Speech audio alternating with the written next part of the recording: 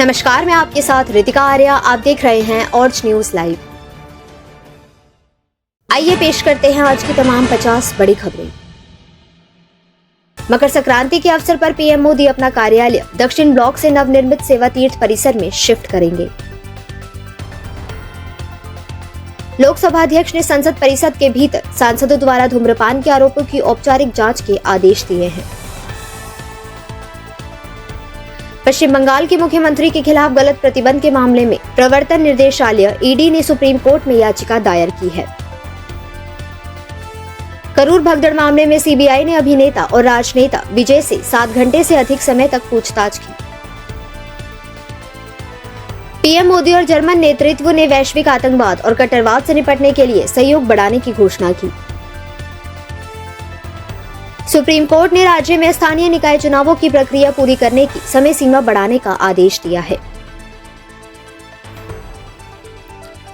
गृह मंत्री अमित शाह 3 दिवसीय बंगाल दौरे पर हैं और कोलकाता में पार्टी कोर ग्रुप की बैठक करेंगे। अमेरिकी राष्ट्रपति डोनाल्ड ट्रंप ने ईरान के साथ व्यापार करने वाले देशों पर 25% अतिरिक्त टैरिफ लगाने की घोषणा की है, जिससे भारत पर भी असर पड़ने की संभावना है।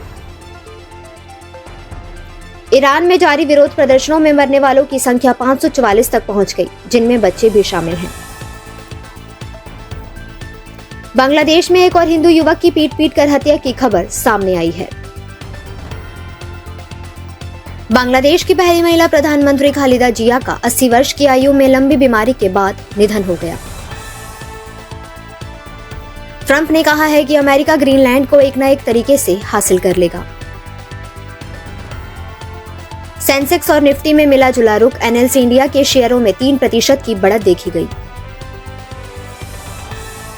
टीसीएस की तीसरी तिमाही के मुनाफे में 14% की गिरावट दर्ज की गई, जो 10,657 करोड़ रुपए रहा।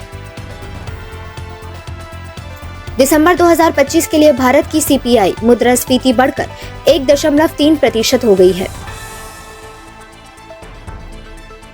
ट्रंप के नए टैरिफ ऐलान के बाद वैश्विक बाजार में कच्चे तेल की कीमतों में उछाल आया है। सोने की कीमतें रिकॉर्ड ऊंचाई पर बनी हुई हैं। कोहली सभी प्रारूपों में सबसे तेज 28,000 रन बनाने वाले खिलाड़ी बन गए हैं। पसली की चोट के कारण सुंदर न्यूजीलैंड के खिलाफ आगामी वनडे सीरीज से बाहर हो गई। बार्सिलोना ने रियल मैड्रिड को 5 गोल के रोमांचक मुकाबले में हराकर खिताब जीता। शराब से जुड़े विवादों के बाद इंग्लैंड की टीम पर आधी रात के बाद बाहर निकलने पर प्रतिबंध लगा दिया गया है।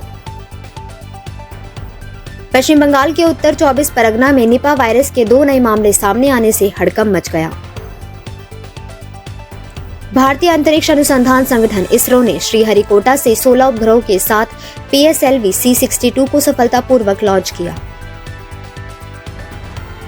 उत्तर भारत में कड़ाके की ठंड और शीतलहर का प्रकोप जारी है। कई राज्यों में स्कूल की छुट्टियां बढ़ा दी गई हैं। आज पूरे उत्तर भारत में लोहड़ी का पर्व हर्षोल्लास के साथ मनाया जा रहा है। उत्तर प्रदेश के बरेली में एक पूर्व सैनिक की पत्नी और बेटी की संदिग्ध परिस्थितियों में हत्या से इलाके में दहशत। पुलिस जांच कर रही है। मकर संक्रांति और प्राण प्रतिष्ठा की सालगिरह के उपलक्ष्य में अयोध्या में विशेष सुरक्षा और सजावट के इंतजाम किए गए हैं। दिल्ली एनसीआर में यमुना के पानी में अमोनिया का स्तर बढ़ने से कई इलाकों में जलापूर्ति प्रभावित हुई है। यूजीसी ने केंद्रीय विश्वविद्यालय प्रवेश परीक्षा CUET के लिए नए दिशा निर्देश और संभावित तारीखों का ऐलान कर दिया है। बैंकिंग कार्मिक चयन संस्थान के विभिन्न पदों के लिए मुख्य परीक्षा के परिणाम घोषित किए हैं। राज्य सरकार ने हजारों नए पदों पर भर्ती के लिए नोटिफिकेशन जारी करने की तैयारी पूरी कर ली है। आईफोन यूजर्स के लिए सुरक्षा से जुड़ा एक महत्वपूर्ण पैच सिक्योरिटी अपडेट जारी किया गया है। परिवहन मंत्रालय ने 2026 के अंत तक प्रमुख शहरों में हाइड्रोजन फ्यूल स्टेशन स्थापित करने की योजना पेश की है। चैटबॉट्स के क्षेत्र में आज एक नई कंपनी ने मल्टी मॉडल AI लॉन्च किया है, जो रियल टाइम में 50 भाषाओं का अनुवाद कर सकता है। भारत की एक रीजनल फिल्म को ऑस्कर की शॉर्टलिस्ट में जगह मिली है, जिसकी आधिकारिक घोषणा आज हुई।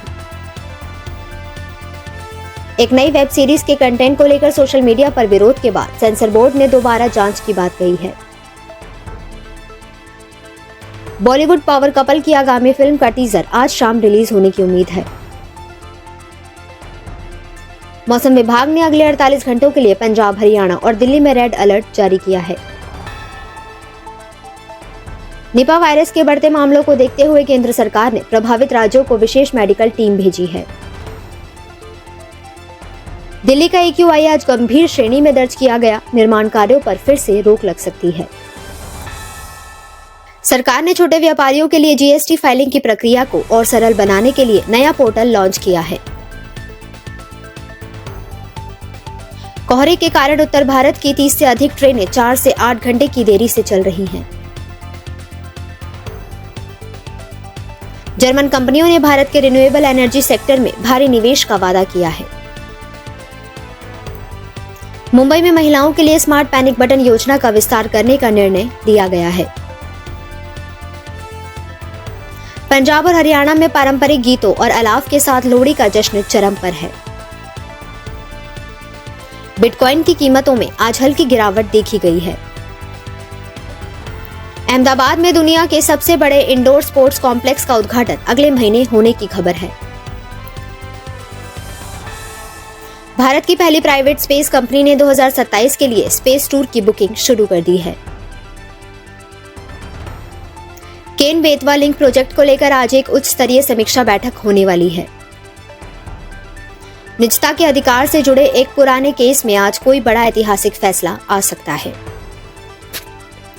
ऐसी ही खबरों से जुड़े रहने के लिए हमारे चैनल को लाइक करें, शेयर करें और सब्सक्राइब करें। साथ ही साथ बेल आइकन जरूर दबाएं।